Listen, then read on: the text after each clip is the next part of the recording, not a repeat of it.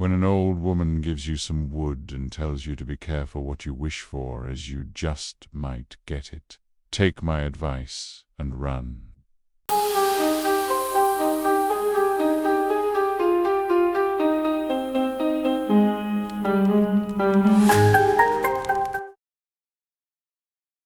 Welcome, brave souls, as we head back to review and malign another Are You Afraid of the Dark episode. This episode debuted as the fourth of the first season on September 12th, 1992. So what was going on during that time? Dr. Mae Jemison became the first African-American woman in space.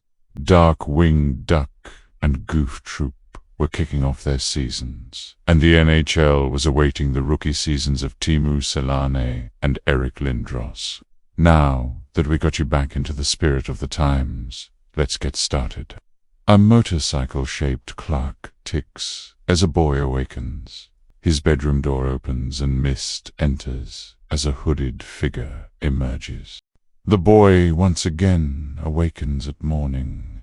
It was just a dream, until the boy rolls over and sees the hooded figure.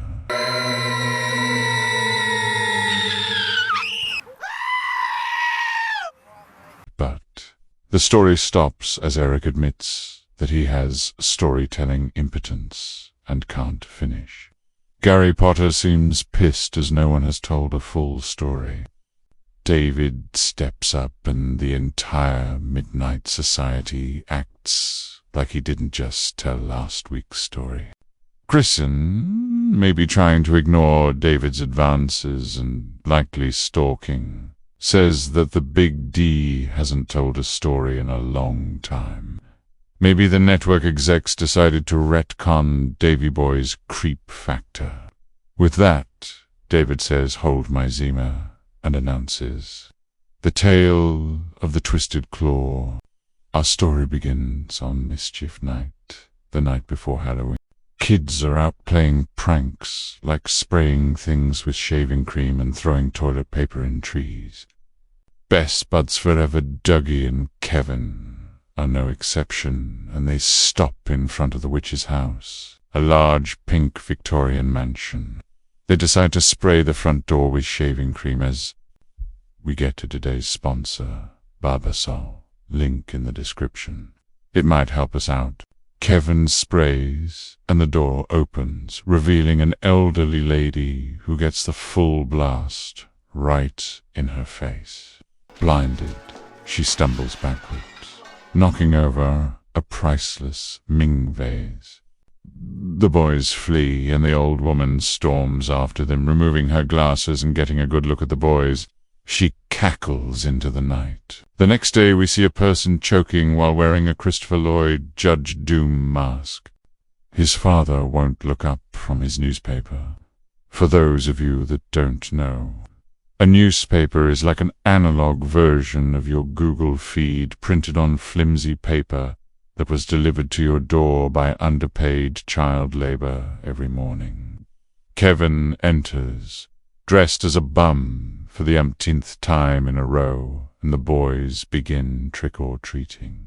We skip ahead to the end of the night and we see a woman guide her child past the witch's house. Dougie seems done with trick-or-treating, but Kevin convinces him to go to the witch's house. We learn that the witch is named Miss Clove. They go to the front door and ring the bell, and an elderly woman with a seemingly German accent answers. She seems genuinely happy to see trick-or-treaters as she's heard the rumor that her house is haunted. Note that the portrait behind her looks eerily like the Frankenstein's monster. She tells the boys to sit tight and she'll be back with a special treat. This was their cue to make like a tree and leave. But they wait in the same spot and notice that the mess from the vase wasn't cleaned up. She returns, holding a box waist-high, and I can only think of Justin Timberlake's skit from SNL.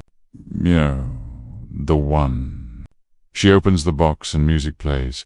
The besties ask, "What's that?" And from now on, whenever someone asks me that question, I will forevermore answer, "It's the claw of a vulture." Oh, thank God it wasn't. Who She explains that it isn't real but made out of wood. She encourages the boys to touch her wood as it grants wishes. Dougie tries to refuse, but the old woman forces her wood upon them and gives them a warning. Be careful what you wish for, you just might get it. While she slams the box shut, they leave the house and walk down the road. Dougie takes the claw and says that he wishes to forget trick-or-treating and go home. The claw moves. A few seconds later, they come across a biker gang, complete with a burning trash can, leather jackets, and Phantom of the Opera masks. Hey, it worked for the Undertaker. Kevin struggles with their leader and pushes him back into their bikes. The boys take the chance to hightail it out of there. Now, when I said biker gang, you probably thought of Harleys and not Huffies, but no.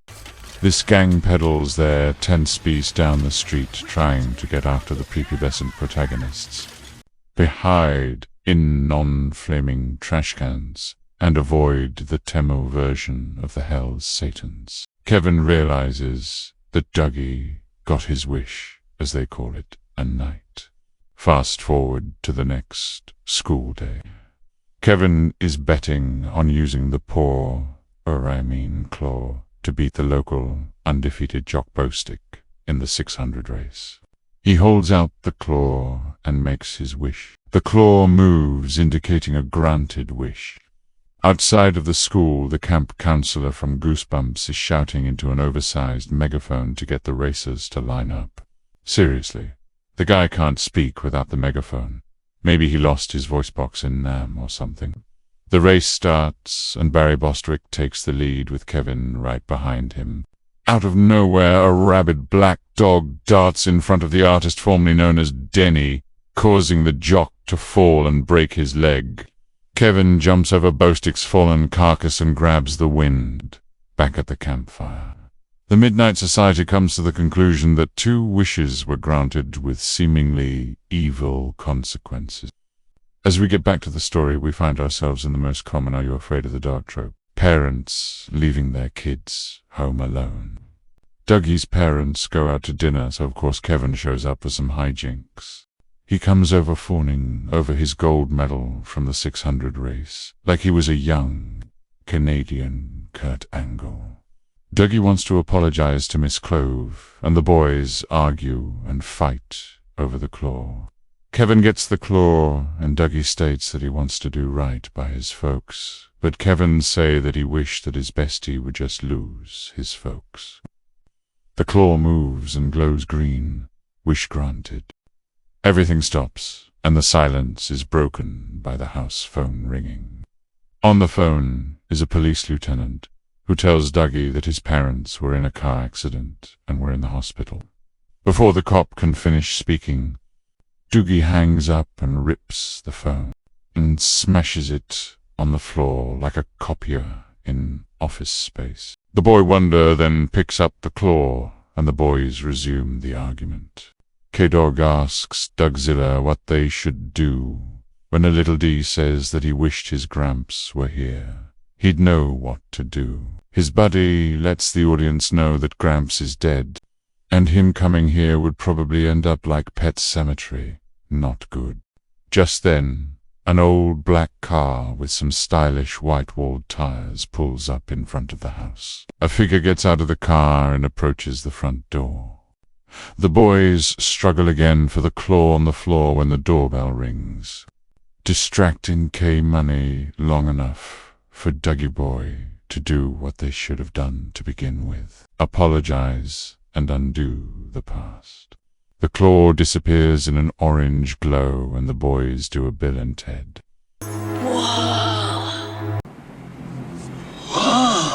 Only the doorbell rings again.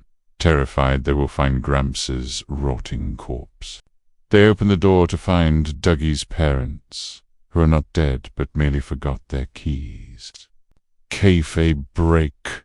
How did they drive anywhere without their keys? Do they drive Kit from Knight Rider?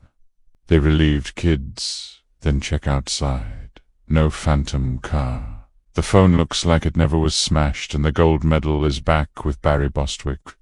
Dougie's wish a link to the past, all of the bad things away. The doorbell rings again, and the boys find a priceless Ming vase with a note that reads, "Trick or treat."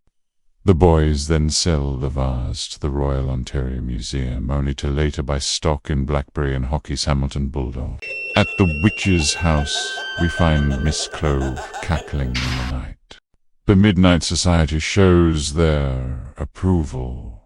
Gary Potter puts out the fire, and that's it. Over. And now, the aftermath. This was originally the pilot for the series, which was run as a Nickelodeon Halloween special in 1991. The original Midnight Society was recast with Ross Halls. David morphed into his familiar Gary Potter role. Noah Plena, who plays Dougie, is the brother of Benjamin Plena, who appeared in the episode The Tale of Jake and the Leprechaun as the titular Jake. Noah Plena later reappeared in the Season 2 episode The Tale of the Magician's Assistant as Todd Marker. Jason Tremblay, who played the school's top athlete Bostick, also played Denny Crocker in The Tale of the Phantom Cat. Gordon Marston, who portrayed the gym teacher, returned in Revival series as Mr. Collins. Gordon Marston was the real-life father of the boy from Eric's incomplete story, Christian Marston. Anne Page was the wife of Aaron Tager, portrayed Zebo and Dr. Vink, and, much like in the tale of Laughing in the Dark, our episode ends with her cackling into the night. As we mentioned in the beginning of the episode, when David announces he has a complete story, Kristen states that it has been a while since David told a story. David actually told the story in the previous episode, The Tale of the Lonely Ghost. When this was re-engineered for a regular episode, someone was caught napping. This story gave a big wink and nod to W. Jacobs' short story, The Monkey's Paw. So there's our review of The Tale of the Twisted Claw. Did we leave any fun facts out? Let us know which closing cackle was better, Miss Cloves or Zebo the Clown. Until next time, stay curious.